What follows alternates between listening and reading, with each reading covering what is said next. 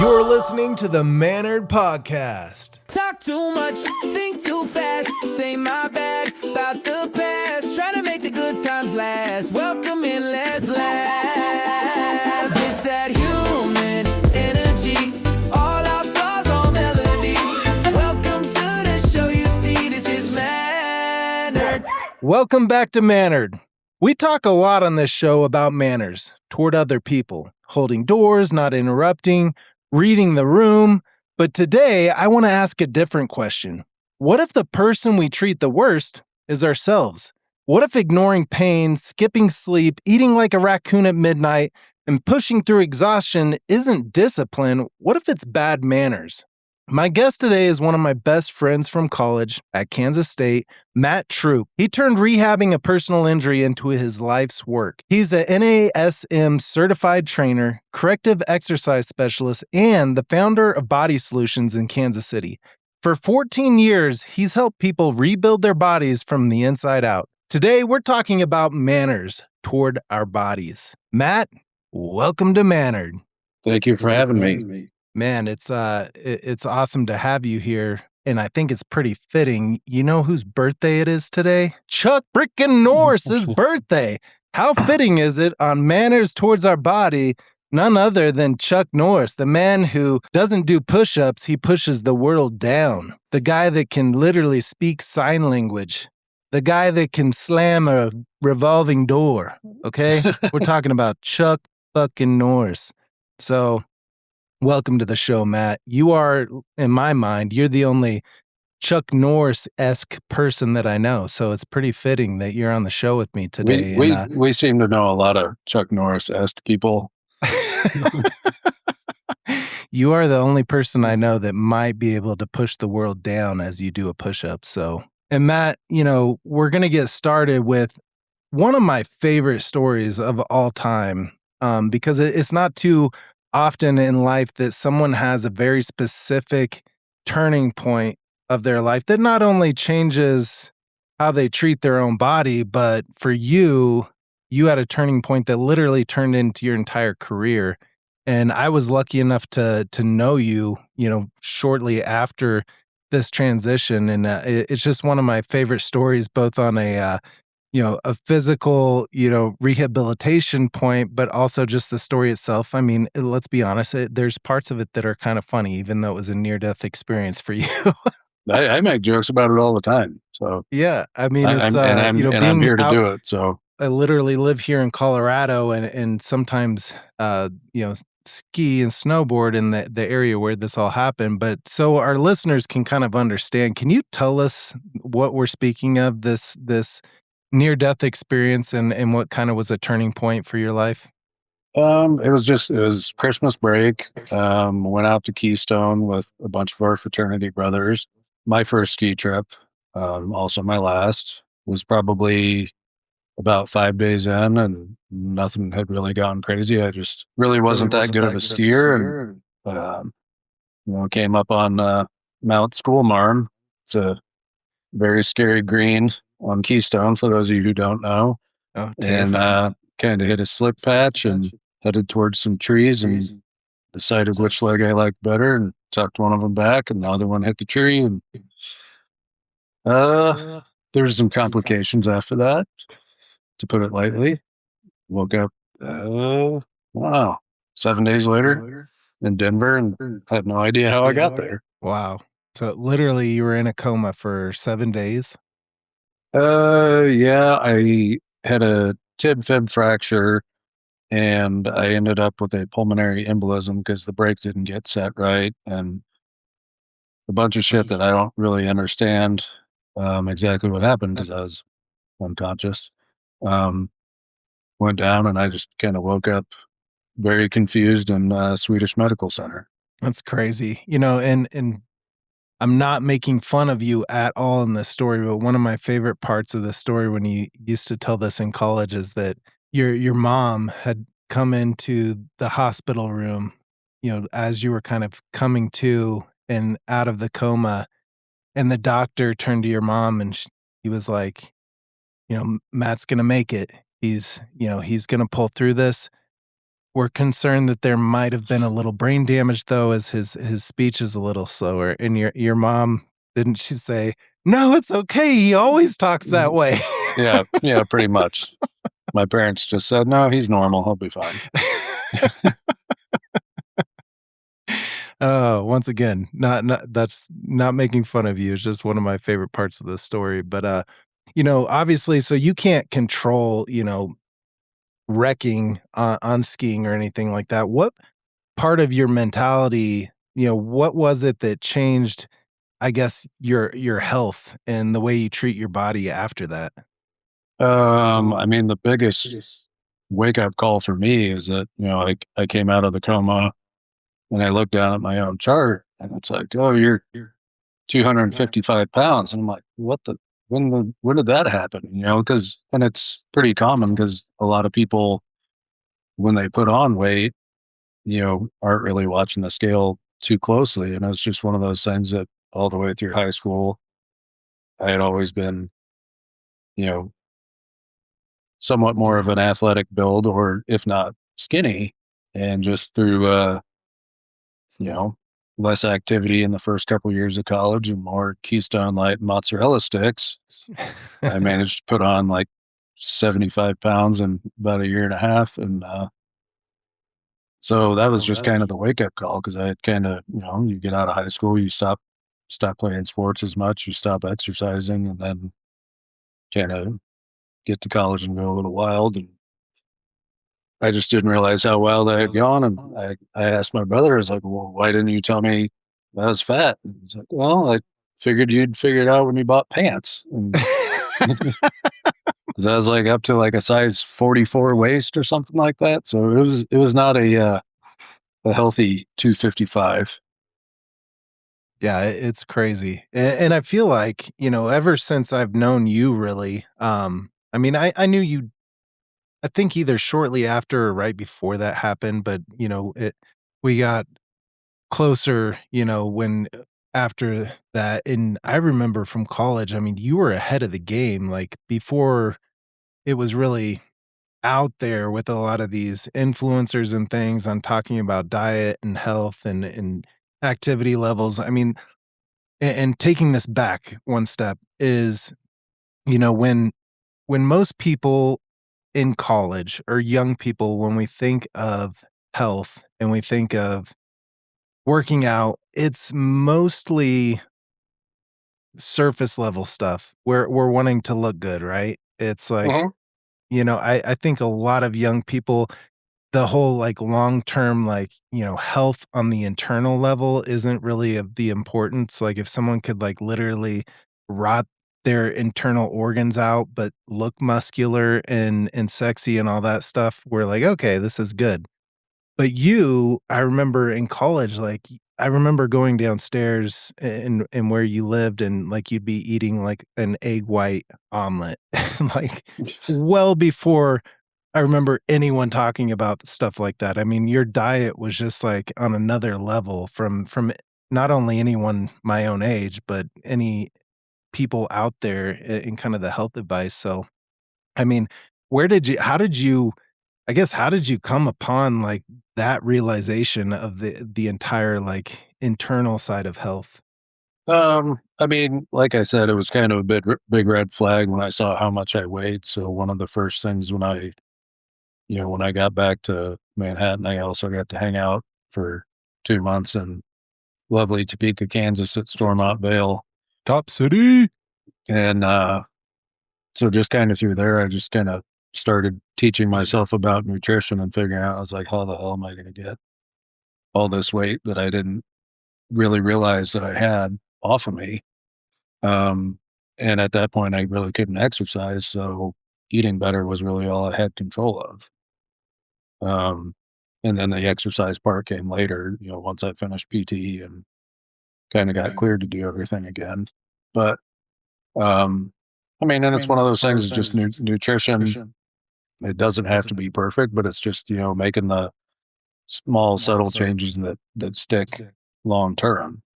I didn't try to do anything drastic because a lot of times people decide, oh, I need to make a change, and there's more of a short term goal, like they want to lose weight for spring break or something like that. But I mean, mine was like, I mean, if you're size 44 pants at age 19, you're probably not headed for a long, healthy life. So I just decided that had to change first, and then kind of address the exercise part after. It's amazing. I mean, it's amazing that you took the initiative at such a young age to put yourself through that regiment, but for the fact that it's carried on from that moment. I mean, you were a transformed man, but now how that's spawned into literally your career.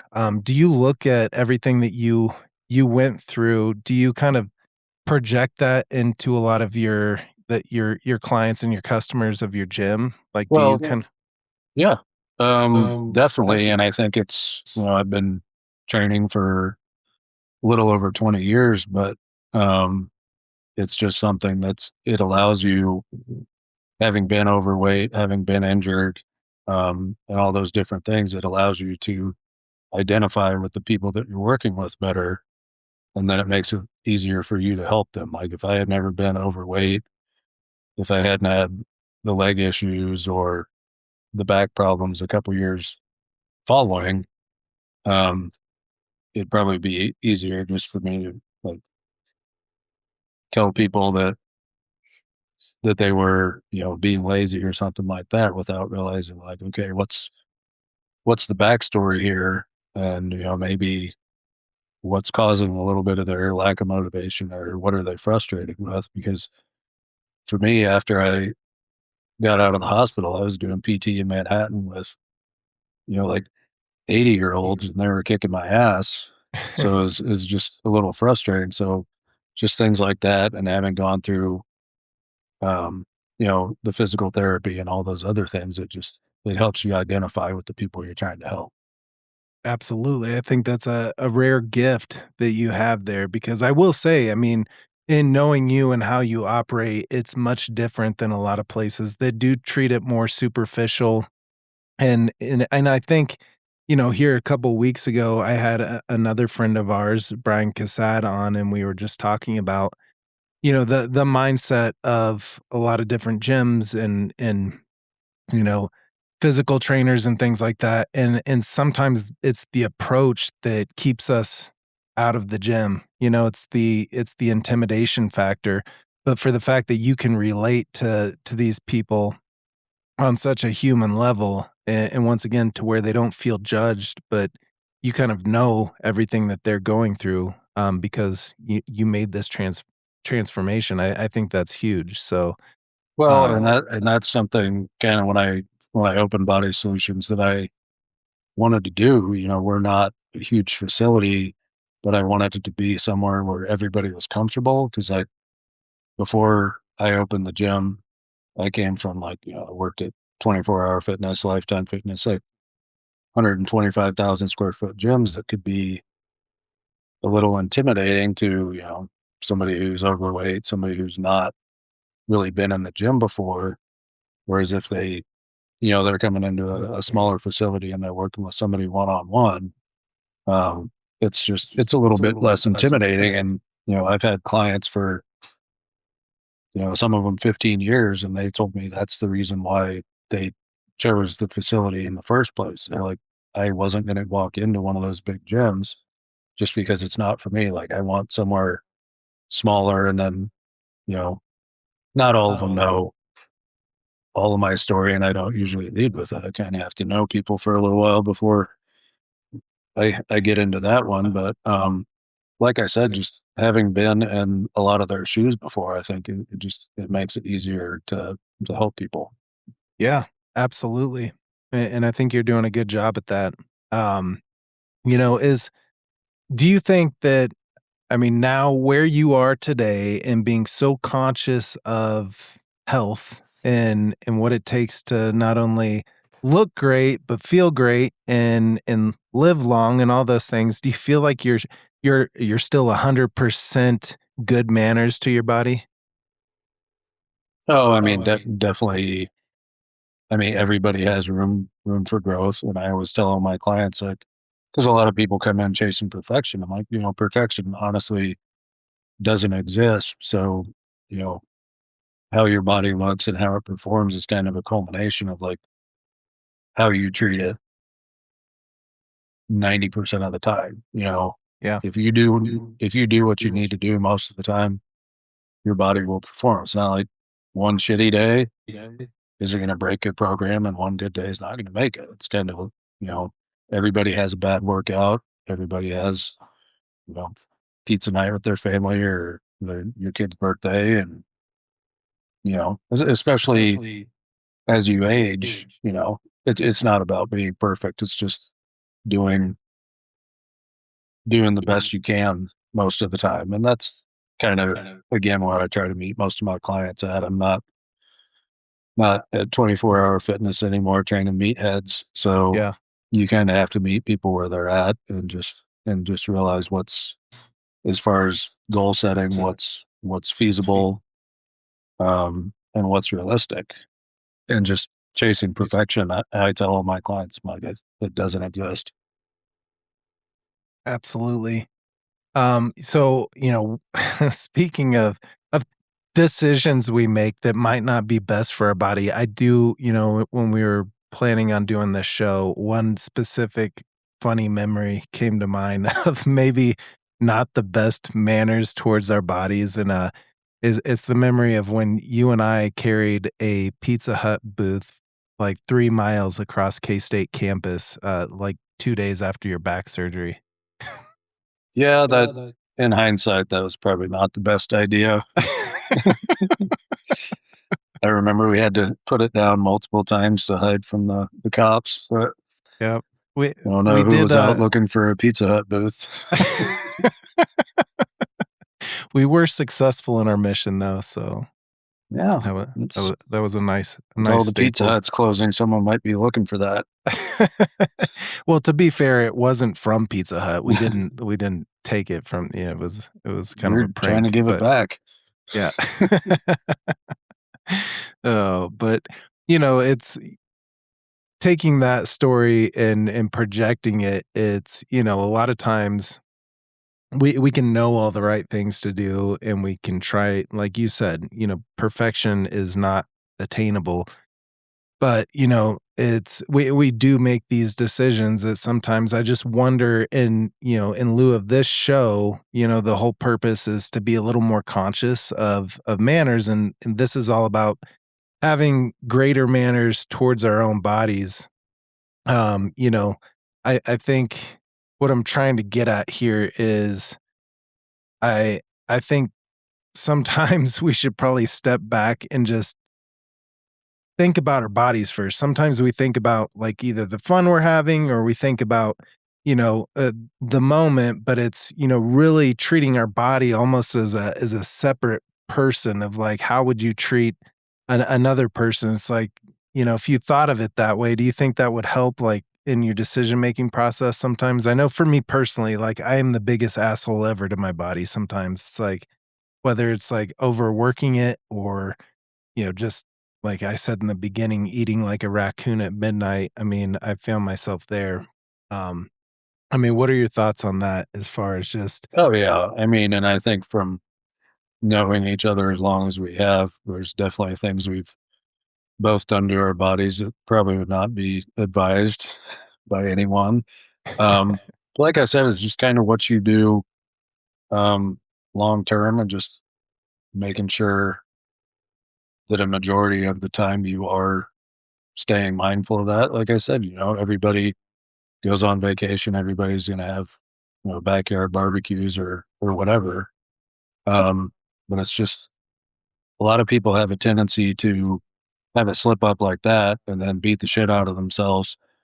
And the analogy I always use, it's like, oh, you got one flat tire, and they turn around and slash the other three and just say like, fuck it, I screwed up, I quit. And I'm like, well, the main thing you got to remember is like, you had one bad day.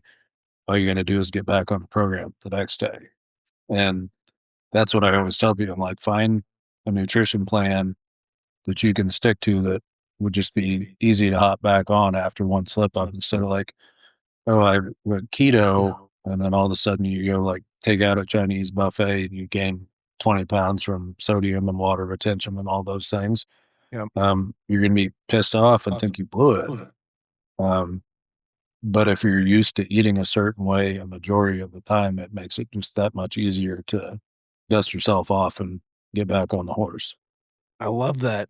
Man, I'm gonna steal that analogy. I love it because I think I'm guilty of that. I pop a tire and then I'm like, well, might as well turn this sucker into a boat now. It's I'm popping all other three tires. So yeah, I mean, I totally get that. I think sometimes we one bad thing can happen and it derails the whole thing. I mean, that's been my biggest problem lately is I travel a lot for work. So I'll be like, 2 weeks just great eating habits, trying to hit the gym as much as possible. Then I leave town for the week and it's eating out of a bag for 5 days and not being able to work out. And then I get back, I'm like, well, let's pop the other three tires here and just go to town. So that's good Well, advice. well, like I said, that's a very, very common mindset. And um, that's one of the things I tell my clients that travel a lot is most of them stay at pretty decent hotels, and some of them will like scout out, what equipment they have available. Some of them will take like bands and foam rollers and stuff like that in their suitcase, and I'll write up like workouts or like you don't even have to leave your hotel room because sometimes if they're in meetings 10 hours a day, the last thing they want to do is like go down to the hotel room. So we'll just do like body weight exercises or bands and stuff like that, where they can just, do 25, 30 minutes in their room versus just doing nothing except Yeah. sitting in a chair. Yep. No, that's great advice. Which kind of leads me into another thought is, on one hand, I feel like we live in an era where information is so readily accessible. Like in less than 2 seconds, I just got on my phone and asked for like some Chuck Norris jokes and it's like right there. But with all that information accessible, do you ever feel like it's almost too much information for people now when it comes to health advice and things like that? Oh yeah, definitely. And I mean, for every piece of good information that's out there, there's just as much, if not more, that's bad.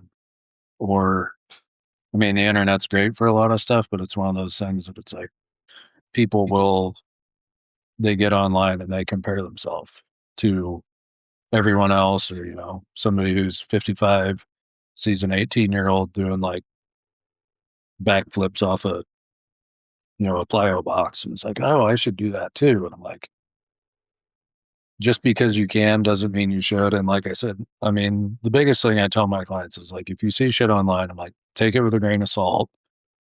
And just realize that when you're looking at, I mean, if you're looking at like a scientific study or something, you got to roll the way to the bottom and be like, okay, who paid for this? Because there's always an agenda, whether it's low carb, high carb, dairy's good, dairy's bad. There's a reason somebody wrote that article. Yeah. And then a lot of times people will just take a snippet out of that and it'll become like a headline. Yeah. And I I mean, think especially in this day and age, like whatever's the most polarizing will get the most clicks. yeah. I mean, I think it's crazy. I mean, we literally inverted the entire food pyramid recently. It's like, I mean, and we're not going to get into the politics that Oh, yeah. around any of that, but it's interesting because I did see someone that was like, it's not like it took different parts of the pyramid and replaced it. It's literally like flipped it up on its, it's almost like, okay, it's like it was completely wrong and then it's now right or whatever that is. It's just it's little things like that though that I think for a lot of us we're like, gosh, what do we even believe anymore? Like what's the truth? So Yeah. And I mean, I think unfortunately politics has done a lot of that. And, um, But again, like the older food pyramid, it's one of those things like you got to look at who paid to build the original one. Like how did cereal get put at the bottom, or put as like the foundation, and like all of a sudden like eggs and meat and shit that's been around for thousands of years is all of a sudden bad. Like, Yeah. Yep. No, absolutely. I mean, I not saying you agree. gotta do pull ups in your Levi's at the park at RFK, but Yeah. We talked about gym apparel and stuff, and it's really, whatever's comfortable for you. I So, mean, jeans uh, are my first choice, but to each their own.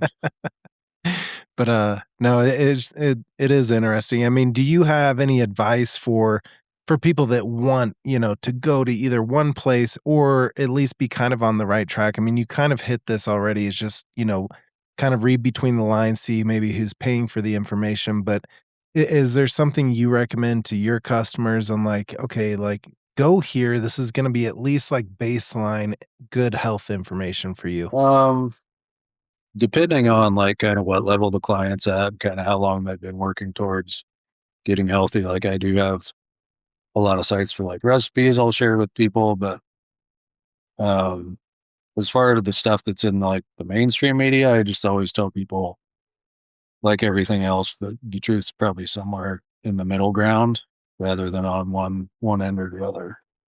Yeah. Yeah, that makes And sense. as far as diet, high protein works great for some people. Some people don't do so good with it. So it's you just kind of have to figure out what's best for you. And honestly, I probably wouldn't choose what you're putting in your body based off what you read on the internet. Yeah. I mean, the old adage I use is if I like it and it's really great, then it's probably bad for me. Well, unfortunately, I think as you mentioned, some of the stuff that's come out over the last year or two about a lot of the shit we ate as kids, Doritos and well, a lot of the stuff I ate as a college kid Yeah. before I skied into trees, was probably bad for you. Yep, absolutely. Yeah, I do think for the most part, I mean, we were all pretty healthy, given the circumstances of most kids in college. I think we were on kind of a heightened level. I mean, we all stayed pretty active and healthy as much as possible, and I think it's kinda showing for a lot of us. I mean, obviously, like, I could do a lot better these days, but, I think for the most part, we were fairly healthy. I guess, you know, now thinking on, where you are today, like, once again, nobody's perfect, but you have attained this level that's been consistent. Have you transformed that level of passion for your own personal fitness? Have you converted that towards your customers now? Do you kind of transcend like that building mentality to now like focus on your customers' health? Does that give you the same satisfaction that it gives you personally? Oh, definitely. I mean, honestly, at this point in my career, probably more so because when you see, I've got clients, from a varying age range, and I always tell people like the younger you can start, the better off you'll be. Just because when you see people who maybe didn't necessarily prioritize health earlier in their life because they were building a career or whatever reason, um, it's a lot easier to keep it than it is to try and get it back once you lost it. Yeah, So absolutely. just trying to help people maintain because I have some people who, like I said, I don't really work with bodybuilders or anything like that, but it's just one of those things that even from a career standpoint, like you get people, to fix their sleep, reduce their stress, up their energy level, and they start performing better at work too. I could Um, absolutely see that. Yeah. and some of them, depending on what their line of work is, um, they feel like they maybe got a promotion quicker because not necessarily because of their appearance, but I mean, you get what I'm getting at. Absolutely. Yep. If you look like you take care of yourself, you're going to get promoted over the sloppy guy Yeah. most of the time. I mean that that was one of the points I wanted to get to is we naturally I don't even know I don't want to use the word judge, although it's a lot of our body conditions and everything like that usually tell us something. If we're kind of we sleep a lot, we're called lazy. If we, are just lethargic and wearing baggy clothes and stuff like that, it's sloppy. It's our our our physical body can cause judgment and things like that. I do like how you look at this as, once again going back to that, I love the pop tire aspect. It's like it's never really too late. But the thing I really think about is, once again, going back to the fact of when you're younger, almost 100% of it is attractiveness in that physical, surface level stuff. But it's the older I get, the less I care about that, and the more I just wanna literally not hurt sleeping, you know? I just Yeah. wanna I wanna go on a walk and not have hip pain. I wanna walk up a mountain and not feel out of breath. It's like, I don't really care too much about what I look like anymore. It's more about those real, like, internal health things. And so, with that being said, I mean, is that what are you more focused on in your gym? Is it the whole package? Yeah, because I mean, one of the biggest thing that we always recommend people before they start with us, is getting lab work done, just so you can kind of see what's going on inside. Just so if there's any risk factors, you can kind of work nutrition wise, and if supplements are needed or anything like that, just to make recommendations. But a lot of the things, a lot of the long term health risks that people have now are lifestyle based. So a lot of it is correcting that. And like I said, we're not working with bodybuilders or anything like that. Like a lot of it's just people who want to look a little bit better naked and, feel better, have more energy, be able to chase their kids or, and some of my clients chase grandkids around the backyard. Um, and just like I said, a lot of it's just about feeling better. Because if you look great and you feel like shit, it it really doesn't matter.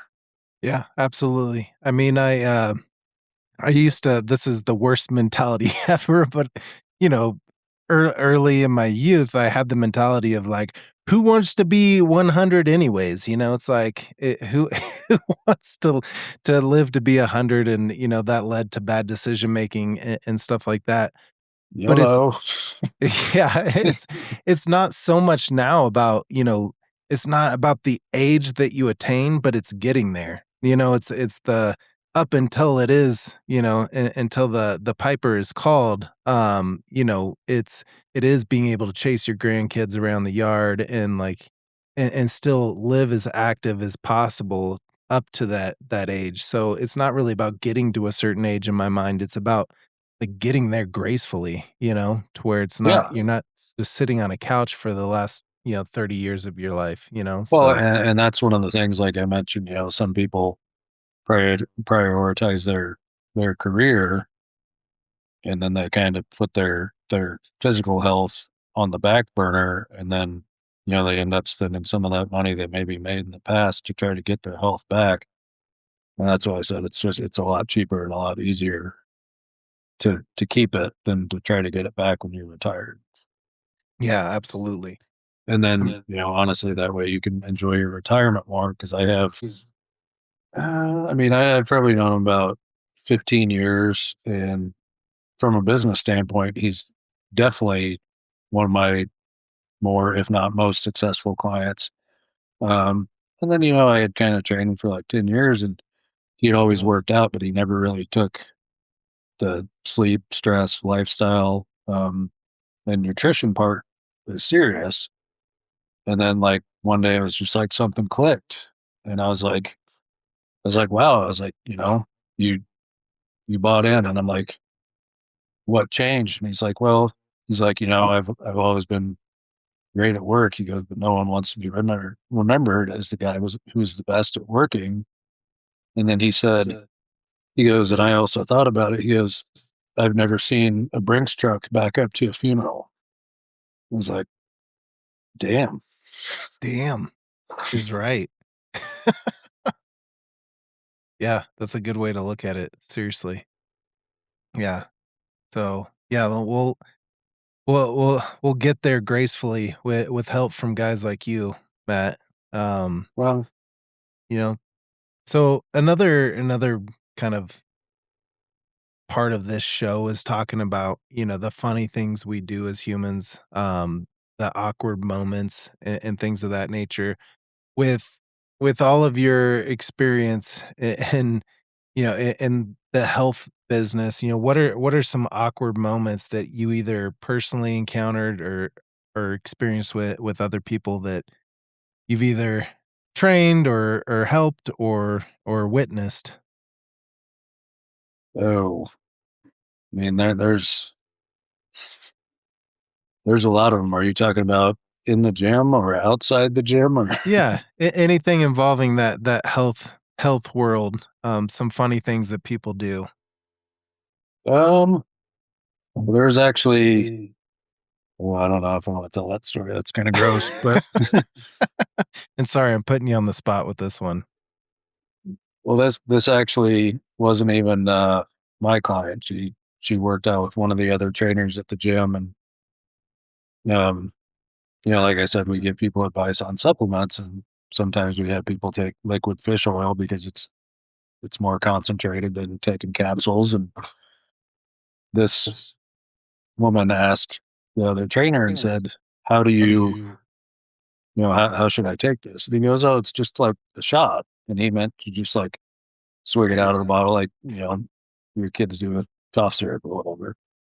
Well, she actually filled up like a full size, like 2 ounce shot glass full of fish oil, and just like drank it.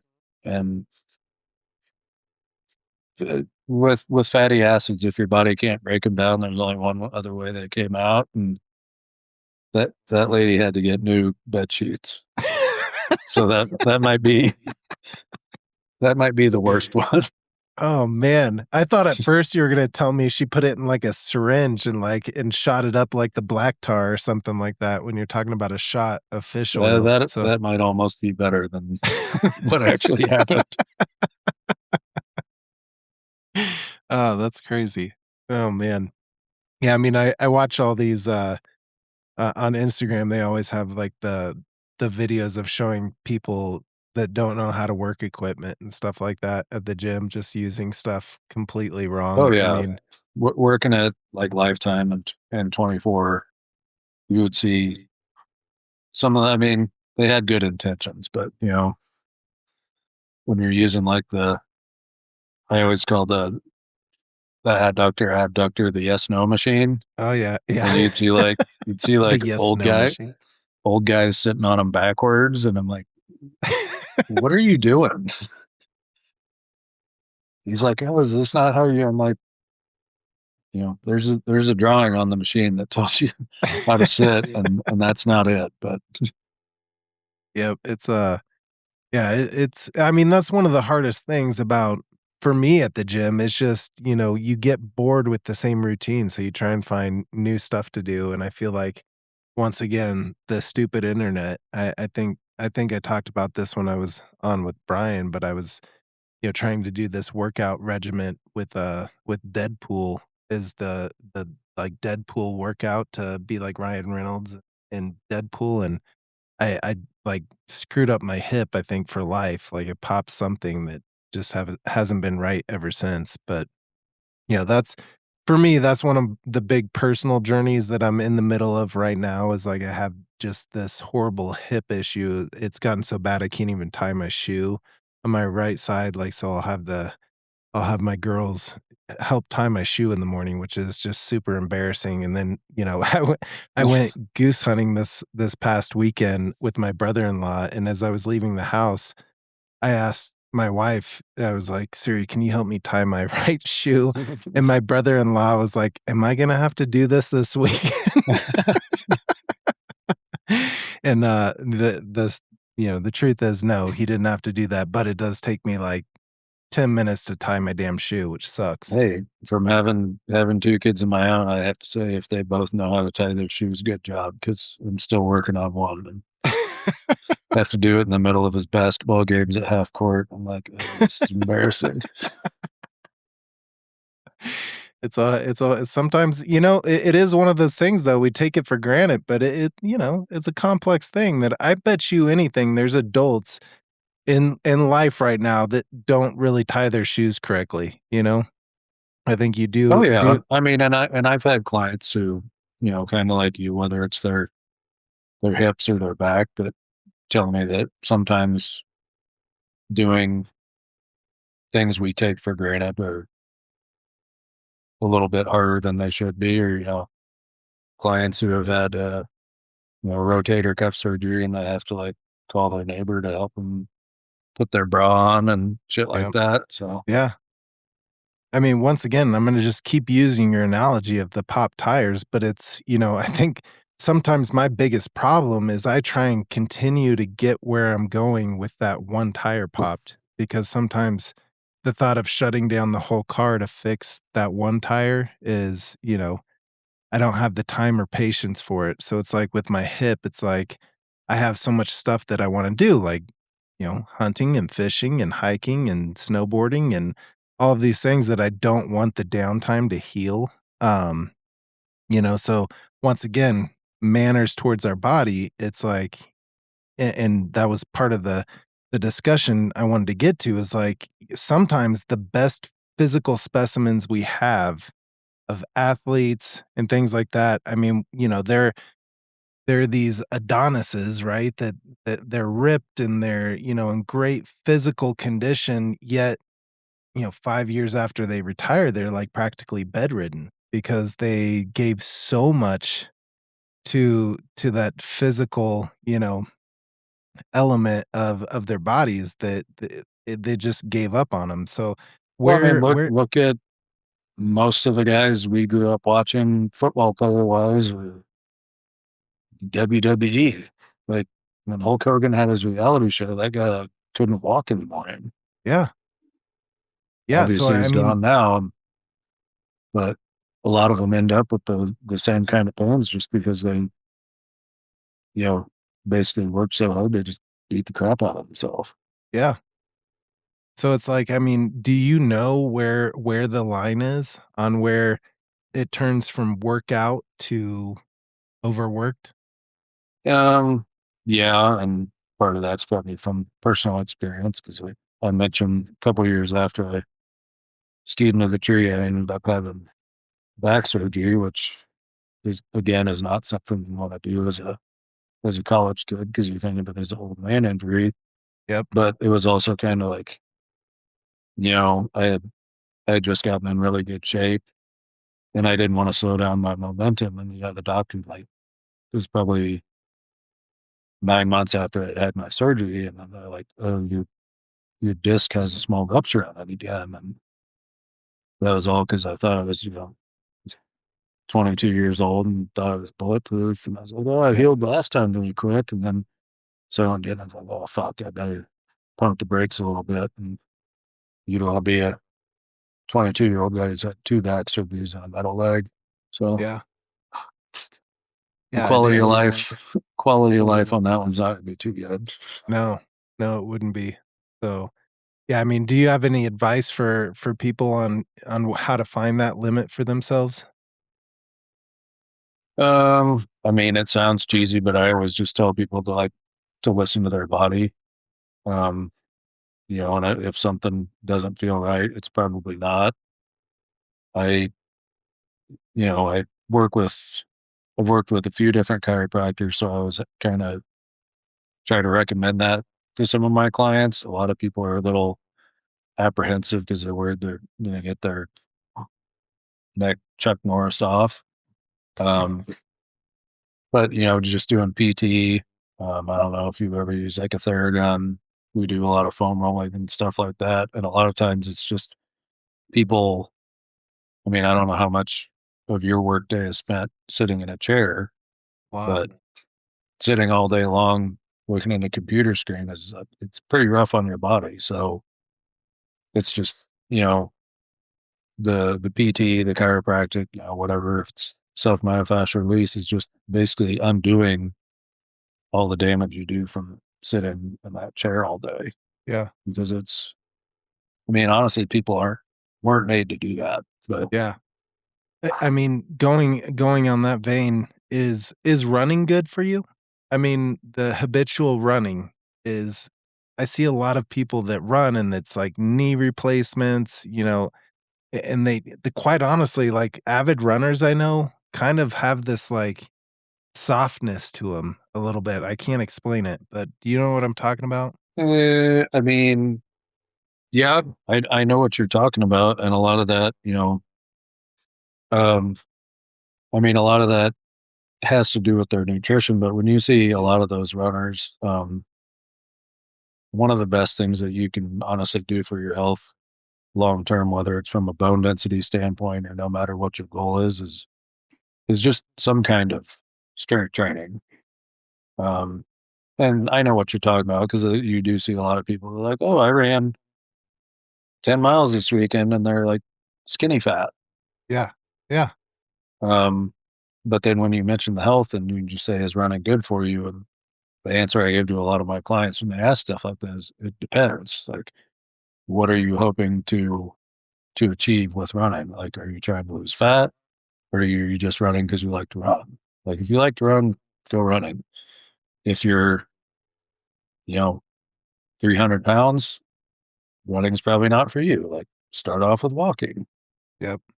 because when you think about how much stress you're putting on those joints from the excess weight, it's like, I'll just say it doesn't end well."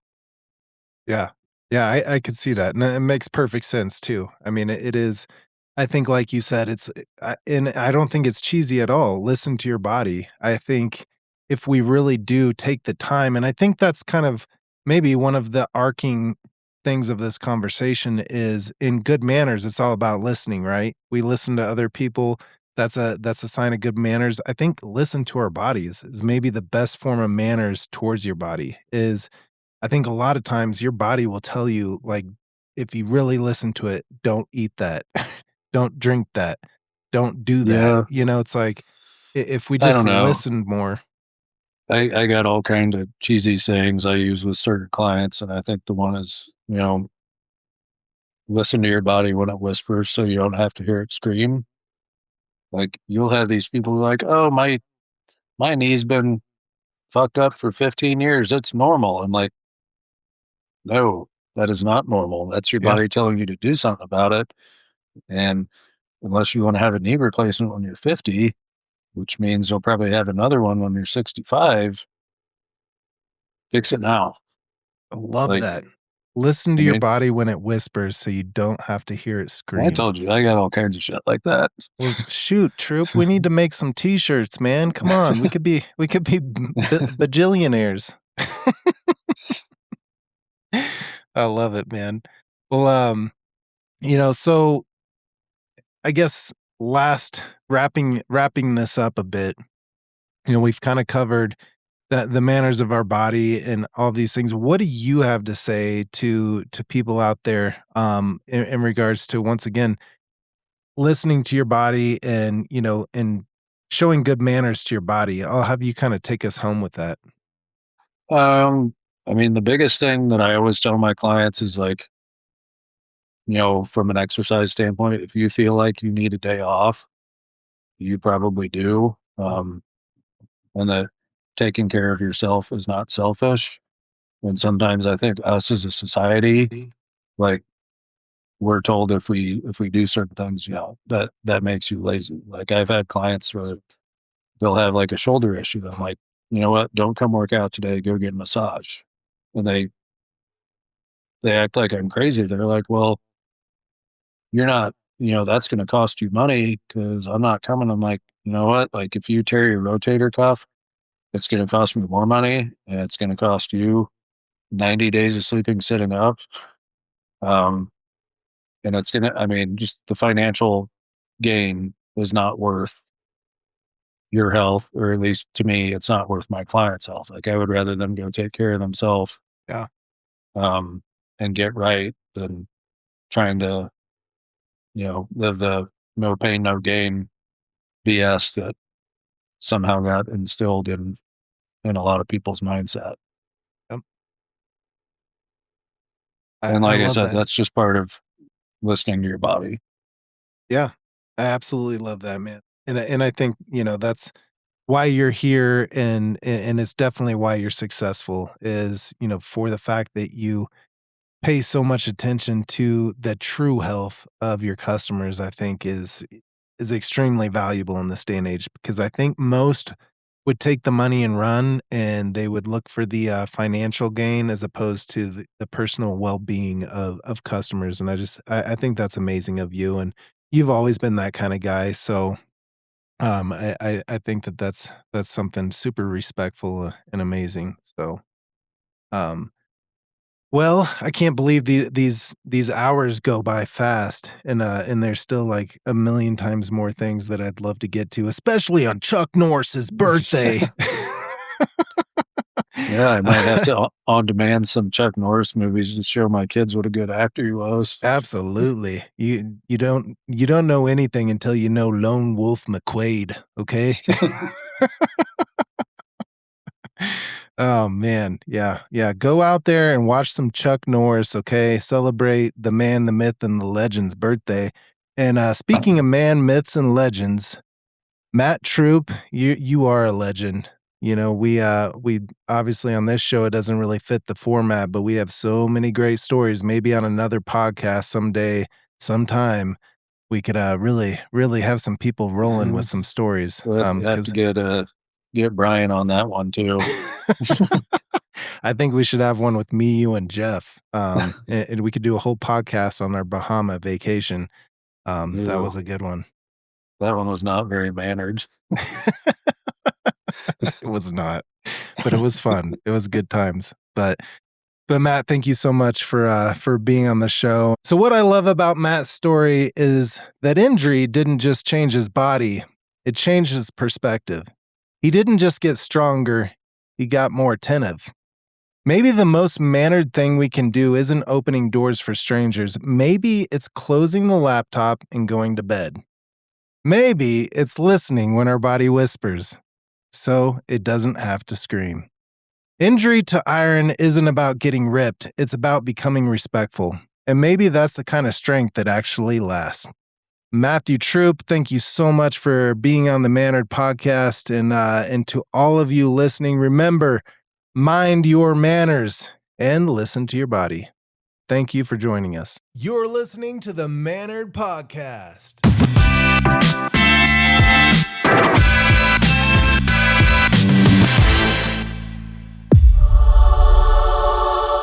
Thanks for listening to the Mannered Podcast.